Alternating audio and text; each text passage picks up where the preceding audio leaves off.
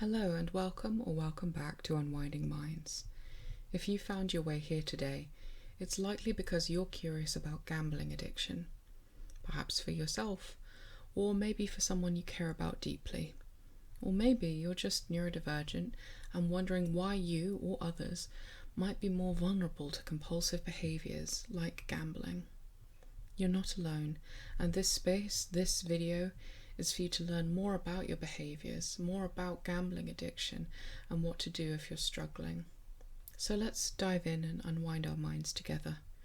Gambling addiction is sometimes also referred to as problem gambling or gambling disorder. It's a condition where a person feels an overwhelming urge to gamble, even when it begins to cause harm in their life. It's not simply about enjoying the occasional bet or flutter. It's when gambling becomes compulsive. It's often difficult to control, and it is used as a way to escape from stress, whether that be emotional discomfort or even boredom. This addiction is one that can hide under the surface and gently ruin your life. It doesn't always look obvious, and it can quietly escalate over time, often starting as a harmless hobby and gradually becoming a coping mechanism that feels impossible to walk away from. People struggling with gambling addictions may find themselves chasing losses, lying about their habits, dipping into savings or debt, or gambling in secret, often feeling shame or guilt afterwards. When confronted with how the gambling is affecting other areas of life, people struggling with this addiction can become very irritable and defensive because it feels like the gambling is the best way that they have to cope with their lives. You may begin lying to your friends or family about the extent of your gambling, and often there is a feeling of restlessness, irritability, or deep discomfort when trying to cut back or stop. If you're experiencing those things, you're far from alone.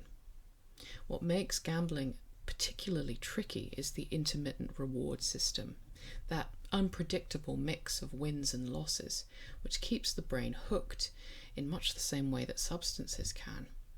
And like other addictions, it's not a matter of willpower or mental weakness. Gambling addiction is a complex psychological and neurological issue shaped by emotional needs, life stresses, and sometimes the way that our brains process risk, reward, and impulse. Recognizing that this is happening to you is not a moral failing, but a meaningful first step towards healing and support.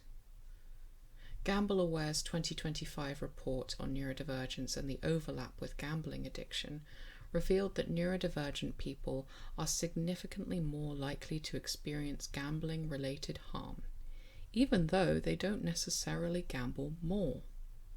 People who are neurodivergent, including those with ADHD, autism, OCD, and other conditions, may be more susceptible to compulsive behaviors, including gambling. This isn't due to a weakness or a lack of control. It's often about how our brains are wired. According to a 2019 study published in the journal Addictive Behaviors, people with ADHD were up to 5 times more likely to struggle with gambling issues. And while research on autism and gambling is still emerging, anecdotal and clinical evidence does suggest a link, especially where co-occurring mental health conditions are present. That is to say, where there are overlapping mental health conditions arising in the same person. Let me share a few reasons why this might be the case.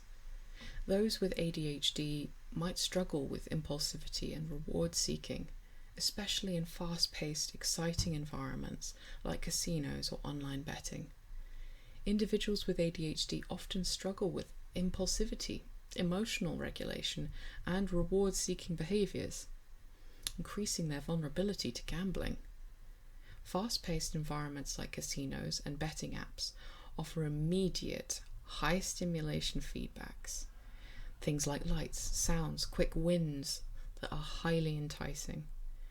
Due to dopamine regulation differences in the brain, those with ADHD crave novelty and stimulation, and gambling provides a dopamine surge that temporarily alleviates boredom or restlessness. However, unpredictable rewards can lead to that persistent chasing, often unconsciously spiraling completely out of control. This impulsivity is neurological, not careless, and difficulties in pausing or assessing risks make gambling a dangerous trap. Remember, these behaviours often start as a way of self-soothing, not out of a desire for taking irresponsible action.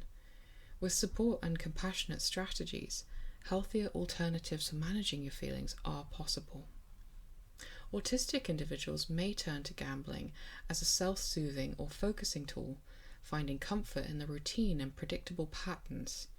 Games with clear rules can provide a calming rhythm, helping to regulate sensory or emotional overload.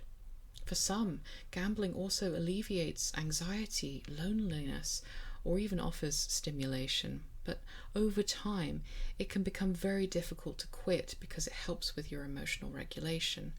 And in this sense, compassion is absolutely necessary. We need to find alternative ways to meet those needs.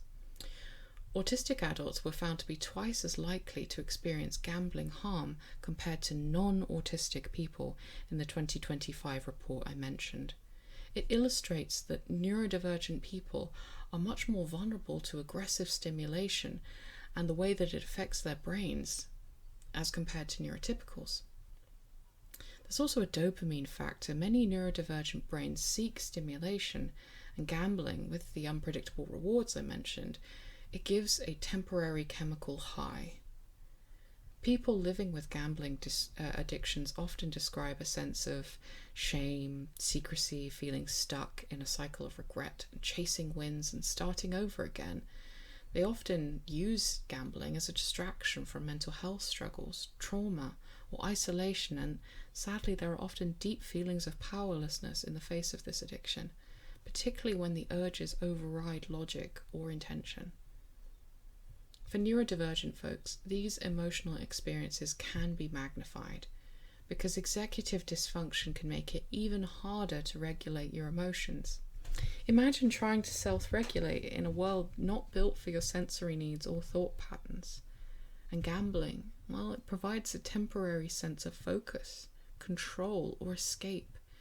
It also provides novelty and stimulation, which are the very things that many neurodivergent people report needing a lot more of in their lives. For people with ADHD, gambling can appeal on several levels. The ADHD brain often craves dopamine and novelty. Gambling provides that. It's fast, unpredictable, and rewarding. Impulsivity makes it harder to pause and to assess risk. And emotional dysregulation means a bad day can quickly turn into a gambling binge in an attempt to self-soothe. And for autistic individuals, well, there are lots of things that gambling can provide. It can become part of a reassuring routine of repetitive behaviours that feel calming in the moment. It may offer a controlled environment to help cope with the unpredictability of daily life. The social isolation that some autistic people experience may push them towards online gambling spaces that feel more accessible or safe. The report by GambleAware this year found that neurodivergent people are not necessarily gambling more often, but they are disproportionately experiencing harm. That tells us this is less about personal choice and more about how support systems are failing to meet the unique needs of neurodivergent people. Gambling addictions can absolutely ruin lives.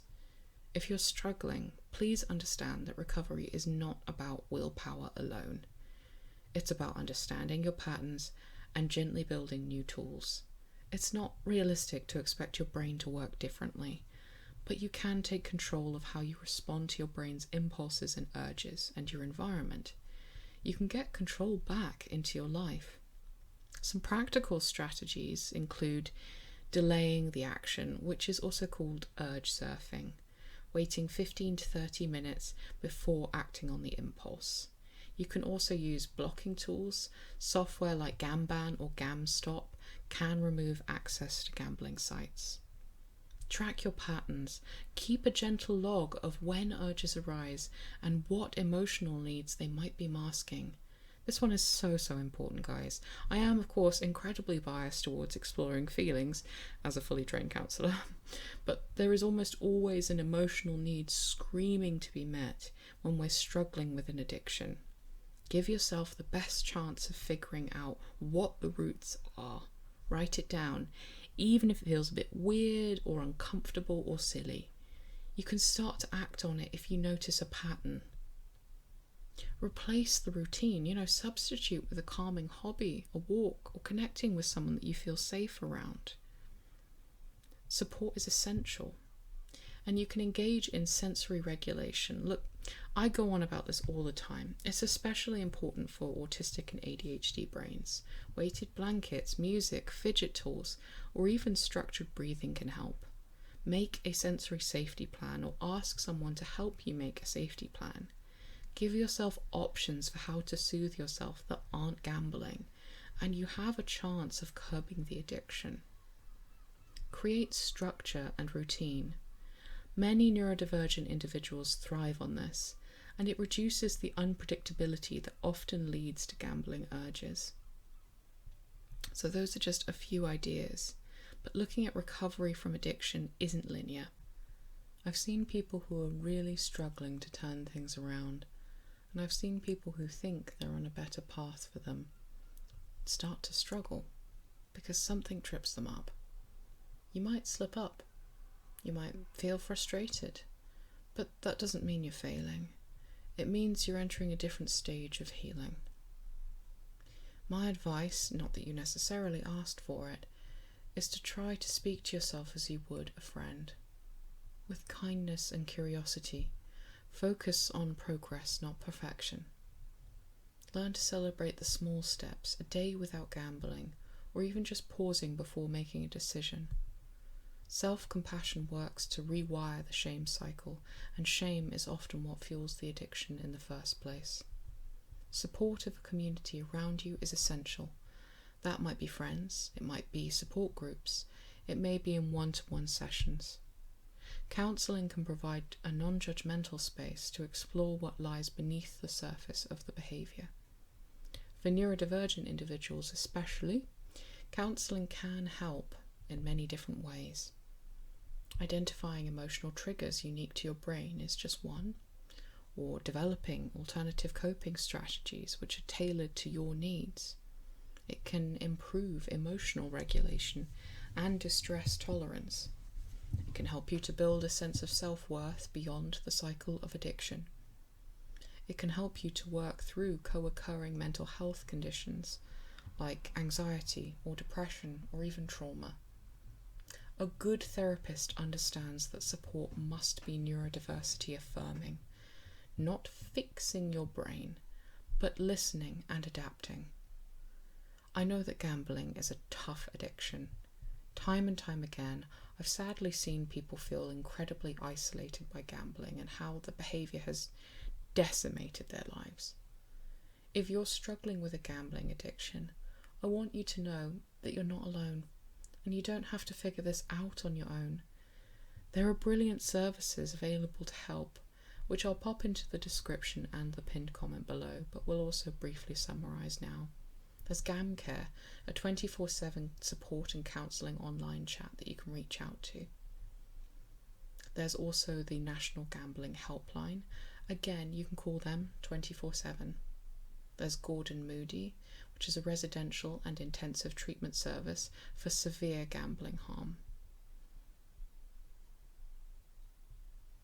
Another option is to go to Gamblers Anonymous. These are peer support groups that are dotted all across the UK, and I hear people having a lot of success when they reach out to them. There's also Gamble Aware. They do research, funding, and treatment referrals as well. All of the websites will be in the pinned comment and the description below, but just remember, healing, it isn't about perfection. It's about curiosity, compassion, and connection. You deserve somebody that helps you to understand your brain and your story. If this resonated with you and you can see yourself in the behaviours and feelings described, reach out, whether to a friend, helpline, or counsellor, because you don't have to face this alone. For more discussions around mental health and neurodivergence, you can take a look at the other videos on this channel. And don't forget that you can like, subscribe, or share this video with someone who might find it interesting or perhaps useful. Your story matters, so you can share it down in the comments below if you would like to. You can also go to my website to learn more about working one-to-one with me, but also to find free mental health resources and support. You're worthy of peace, and it's never too late to start again. Thank you so much for watching, and take care.